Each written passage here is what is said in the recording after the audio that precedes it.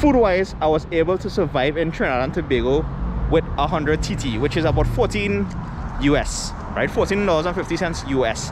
So it had me wondering, and I was able to do this for 1 week in Trinidad and Tobago, you know, food-wise, nothing else, just buying food, surviving on food, groceries. So I'm wondering if I can do the same thing here in the States. So let's go find out. Ooh, nope. Especially when you don't know the final cost of an item you would buy because of something called sale tax here in the States. Now, for example, if something costs $100, right? I'm just using that as an example. If something costs $100, you see $100 for this item in an aisle, you pick it up and you go to cash out. It's not $100 you'll be paying. You'll be paying a percentage of tax on that item. So say you're in Florida, right? The sale tax there is 7%. So an item, what you think is $100, you're actually going to pay $107 at the cashier. In New York, it's 4%. So the item where you think you are going to pay $100 for is $104 you'll be finally paying at the cashier. Here in LA, which we are at the moment, it is what, 9%, I think? Yeah, so it's $109. This is just an example, just to show you the easy maths. So you see, every state has a different state tax. I've been reading up somewhere that some states have 0, and that's probably the middle states here in the States. But most people, when visiting, would go West Coast or East Coast, you know? Or even probably down south, like probably Texas or whatnot. Other than that, nobody really travels more middle United States. I mean, you might have people who do it, but at least from the Caribbean, West Coast, East Coast, and that's it. And that's where the taxes are relatively high. Sales tax dread. That is one thing I learned early when I first visited the States. I don't know why they don't have the final cost of an item on the shelf. It's probably a marketing thing. If you know, let me know in the comments below. But yeah, so I guess in this one we're gonna change it up a little bit, seeing that, you know, I can't really survive here with $14.50, at least for the week, food-wise. Yeah. Ooh, what's up, my Trinbago Vibe peeps? Welcome to another episode of Trinbago Vibes. Right now, we are not in Trinidad and Tobago. Normally here on the channel, we do everything Trinidad and Tobago. But right now, I'm in the States. I'm in LA. More specifically, I'm at the Getty. Yeah. In this one, we're gonna chat a little bit on some lessons I learned traveling here in the States. And we might compare it to back home in Trinidad and Tobago. So let's go. Trinbago Vibes. And we already tackled the first lesson learned while visiting the US at the beginning of this one. I mean, it would be nice if the final price we see on the shelf matches what we cash in for, you know, just like home in Trinidad and possibly everywhere else in the world. But yeah, so let's move on. Now, the Getty is a museum, it's a garden, and it's also a research institute here in LA. To visit itself is free to the public, except you have to make a reservation online as well. Like we got lucky today because like on certain days they may have walk-in like us, but other than that you'll have to make a reservation to visit here. Also, if you are driving, you have to pay for parking, which could range between 15 to 20 US. Yeah, and then take a tram to reach here. Speaking of driving here in the States, let's talk about transport, right? You have public transport and you have renting cars. Now, from what I've experienced, like if you visit New York or Chicago, right, the metro, the public transport there is the fastest way to, you know, move around the city and everything. You don't have to deal with traffic and you don't have to deal with cars. Here, like in LA where we are at the moment, and places like Florida, it might be more feasible to rent a vehicle to move around, as public transport in these spots, while available, may not be as efficient, you know, and it's just easier for me to rent a car at the airport, because most times you'll be flying in at that airport and flying out at that particular airport you are visiting. So it's just be easier to look for a car rental place at the airport. Now, mind you, some of these rental places, when you book them online, it might look nice for per day charges and whatnot, but then when you reach there, they'll add on additional charges. Once you have a data plan, you won't need any GPS. Google Maps, Apple Maps, and even Waze is your bestie in getting you around. But you have to watch out for those additional charges at these car rental places, like those additional insurance charges, Dread. Now, some rental places, you can decline that additional insurance, but others would force you to take it as you are an international driver, meaning you don't have a US license, and this insurance will cost you 2 to 3 times more than what you pay for the entire rental.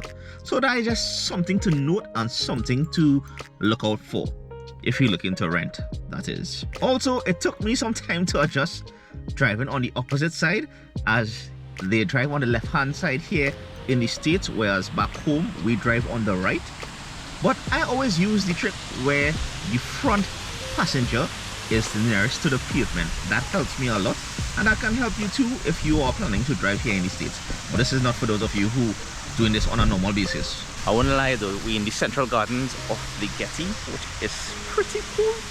And although we are here, might as well talk about the food. Food prices here in the States, when you consider we are converting our currency, which is, I would say 7 to 1, right? I just find food here is expensive, especially when you have to include tip, which is something that is mandatory here in the States should you dine in a restaurant. And I'm sure most of you would know this already, but down here they have something called tipping culture.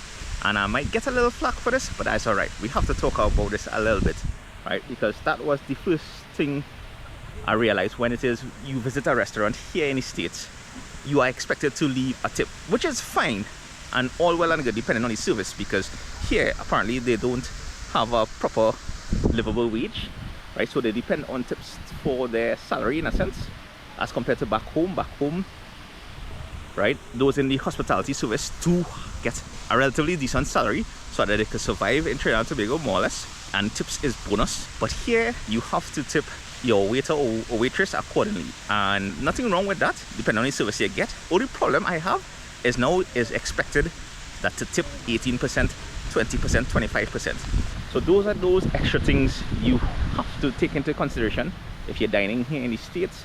Because I know sometimes when you come in on a visit or whatnot, you plan in these trips, you may work with a budget, but sometimes you have to work all that in within your budget.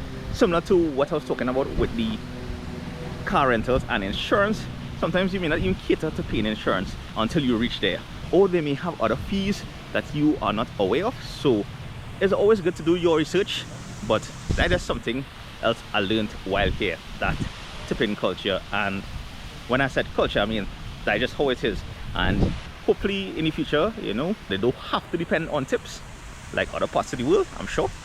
But it is what it is. This is just a few tips. I'm sure those of you who have been visiting here all the time would know about this. So, you know, feel free though to let me know in the comments below if I missed anything that you've learned while visiting here in the States. By the way, don't forget to hit the subscribe button if you haven't already, and that like button. It's a little different this rounds, but yeah, say what, this is how we used to do it sometimes. Trinbago Vibes. Right now we just want to show you some of the art and sculptures here that you can view at the Getty Center right in Los Angeles, California. It's a non-profit institute right here in LA, the Getty Center.